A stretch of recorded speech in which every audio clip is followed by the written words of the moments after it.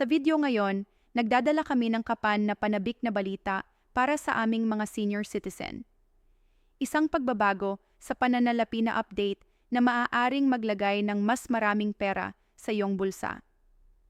Pinag-uusapan natin ang pinagsamang benepisyo ng PH 3,000 bonus at Universal Social. Pensyon na maaaring tumaas ang iyong mga pagbabayad sa SSS sa PP 10,000. Manatiling nakatutok habang sinisira.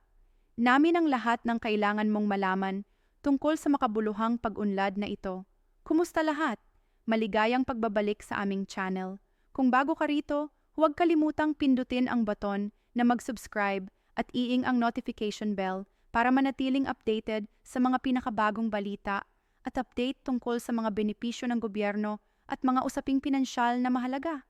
Sa ngayon, mayroon tayong hindi kapanipaniwalang balita para sa ating mga senior citizen at kanilang mga pamilya. Ang gobyerno ay kamakailan ay nag-anunsyo ng isang komprehensibong pakete ng mga benepisyo na maaaring makabuluhang mapabuti ang sitwasyon sa pananalapi ng ating mga matatandang populasyon.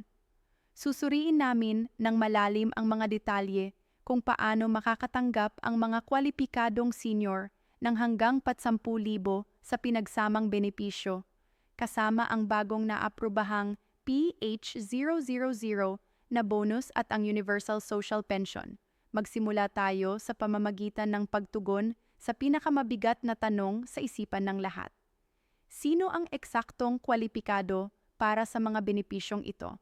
Ang Social Security System, SSS, ay nagtatag ng malinaw na mga alituntunin upang matiyak na ang mga tulong pinansyal na ito ay makakarating sa mga higit na nangangailangan nito, kabilang sa mga pangunahing benepisyaro, ang mga senior citizen na may edad 60 pataas na naging regular na miyembro ng SSS at nakagawa ng mga kinakailangang kontribusyon sa panahon ng kanilang mga taon ng trabaho.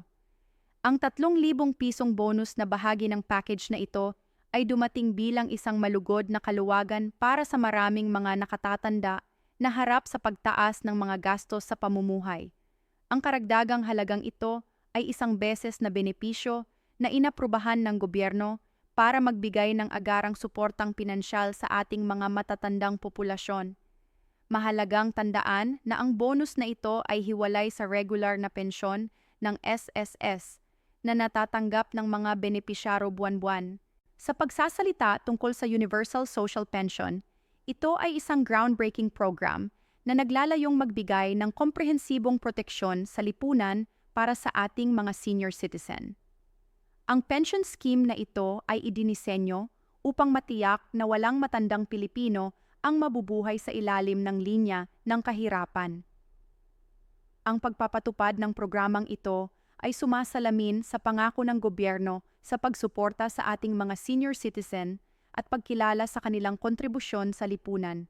Ngayon, paghiwalayin natin kung paano pinagsama-sama ang mga benepisyong ito upang posibleng umabot sa 10,000 kasama sa kalkulasyon ng iyong regular na pensyon sa SSS na nag-iiba, depende sa kasaysayan ng iyong kontribusyon, ang bagong PH na bonus at ang halaga ng Universal Social Pension.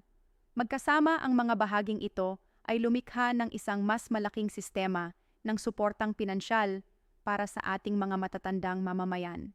Para sa mga nag-iisip tungkol sa schedule ng pamamahagi, inihayag ng S na ang mga pagbabayad na ito ay ilalabas ngayong linggo. Pinahusay ng organisasyon ang mga proseso nito upang matiyak ang maayos at napapanahong disbursement ng mga pondo. Maaaring asahan ng mga benepisyaro na matanggap ang kanilang mga pagbabayad sa pamamagitan ng kanilang mga rehistradong bank account o mga channel ng pagbabayad na inaprubahan ng SSS.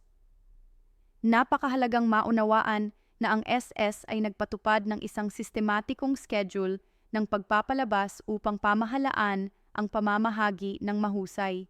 Maaaring matanggap ng iba't ibang grupo ng mga benepisyaro ang kanilang mga pagbabayad sa iba't ibang araw sa loob ng linggo. Ang staggered release na ito ay nakakatulong na maiwasan ng system overload at tinitiyak na natatanggap ng lahat ang kanilang mga benepisyo nang walang mga technical na issue. para sa mga hindi pa nakakapagrehistro ng kanilang mga bank account sa SSS, ngayon na ang perpektong oras para gawin nito.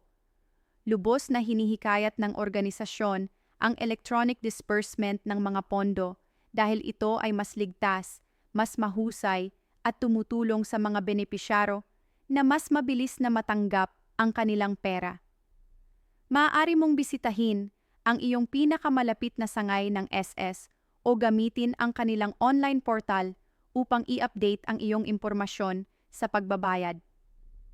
Ang proseso ng aplikasyon para sa mga benepisyong ito ay idinisenyo upang maging diretsyo hanggat maaari. Gayunpaman, mahalagang tiyakin na maayos ang lahat ng iyong mga dokumento.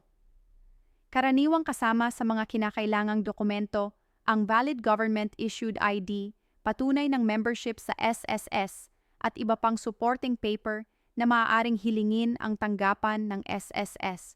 Isa sa pinakamahalagang aspeto ng pag-unlad na ito ay kung paano nito tinutugunan ng matagal ng alalahanin tungkol sa kasapatan ng mga benepisyo ng pensyon.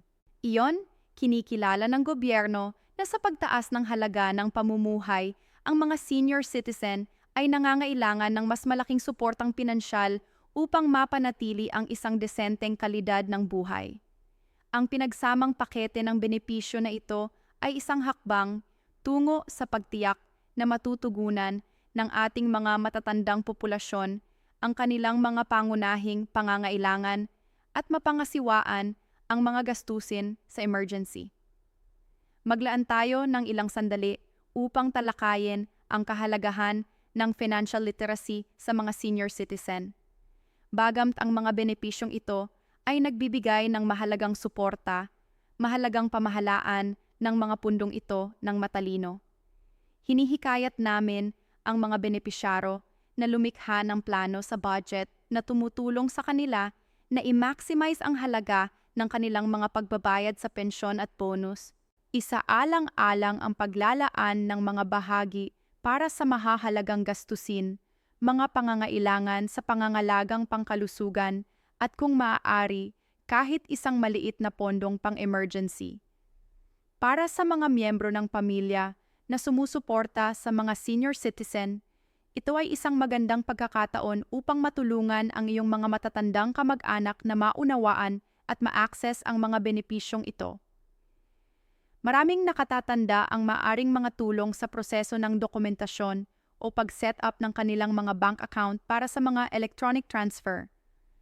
Ang iyong suporta sa mga lugar na ito ay maaaring gumawa ng malaking pagkakaiba sa pagtiyak na matatanggap nila kaagad ang kanilang mga benepisyo. Pinahusay din ng SSS ang mga channel ng serbisyo sa customer nito upang mahawakan ang mga katanungan na may kaugnayan sa mga benepisyong ito. Maaaring makipag-ugnayan ang mga benepisyaro sa iba't ibang platform, kabilang ang kanilang hotline, mga social media channel, at mga lokal na tanggapan ng SSS. Ang mga kinatawan ay handang tumulong sa mga tanong tungkol sa pagiging kwalipikado, mga kinakailangan sa dokumentasyon at mga schedule ng pagbabayad.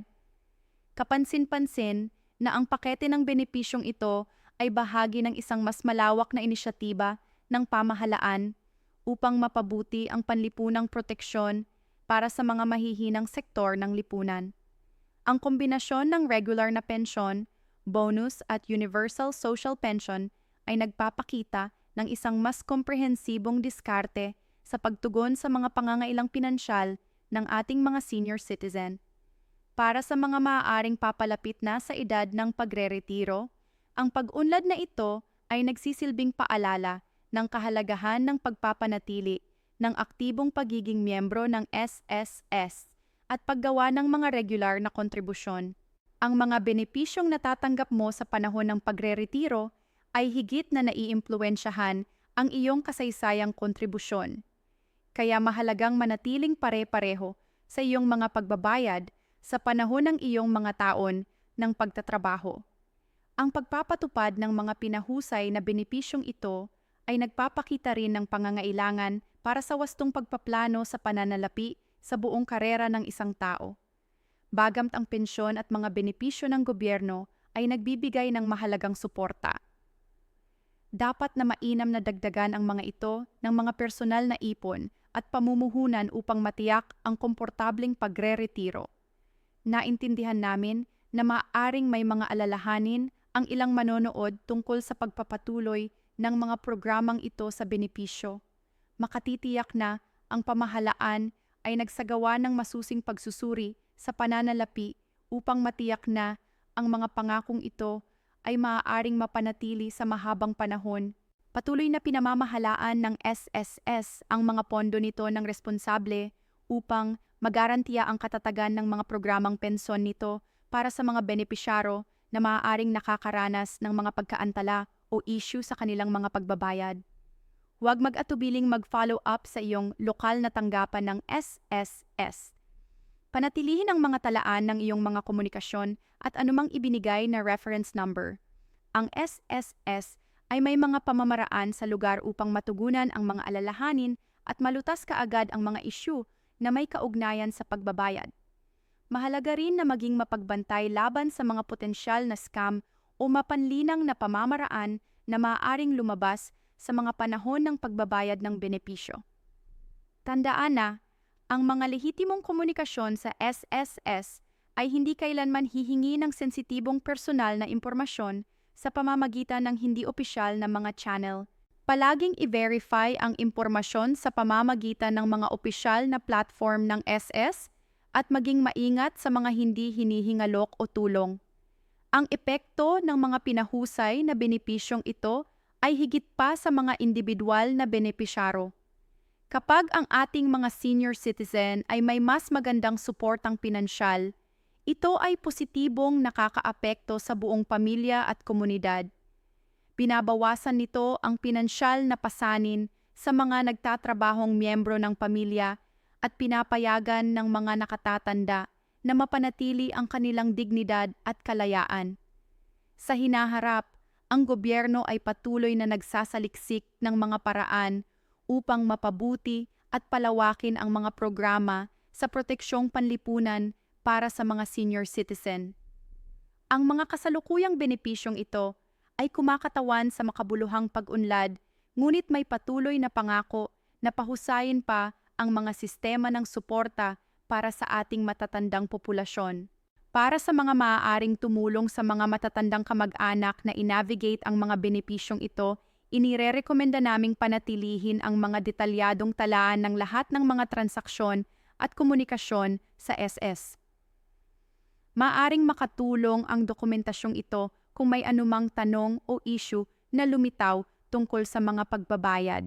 Ang SSS ay nakabuo din ng mga material na pang-edukasyon at mga gabay upang matulungan ang mga benepisaryo na mas maunawaan ang kanilang mga benepisyo. Ang mga mapagkukunang ito ay makukuha sa pamamagitan ng kanilang website at mga lokal na tanggapan. Hinihikayat namin ang lahat na samantalahin ang mga material na ito upang mapakinabangan ang halaga ng kanilang mga benepisyo. Tandaan na ang manatiling kaalaman tungkol sa iyong mga benepisyo at karapatan bilang isang senior citizen ay mahalaga. Panatilihing updated ang iyong sarili sa mga anunsyo mula sa SSS at iba pang ahensya ng gobyerno.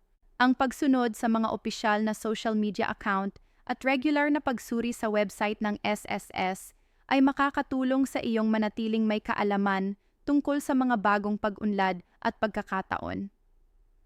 Bago tayo magtapos, balikan natin ang mga pangunahing punto.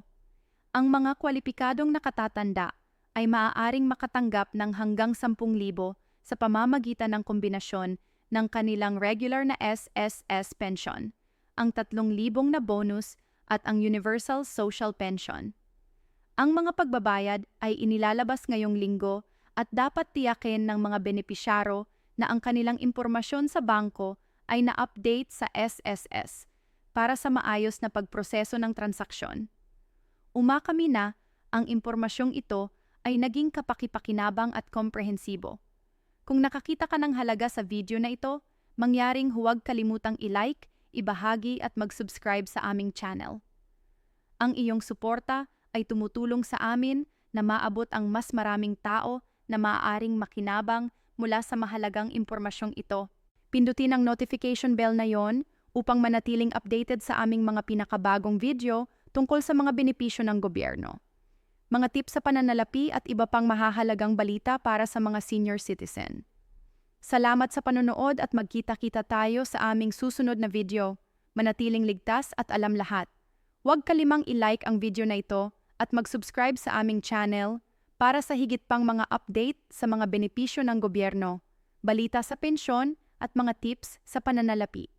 Pindutin ang notification bell para hindi makaligtaan ang aming mga pinakabagong upload.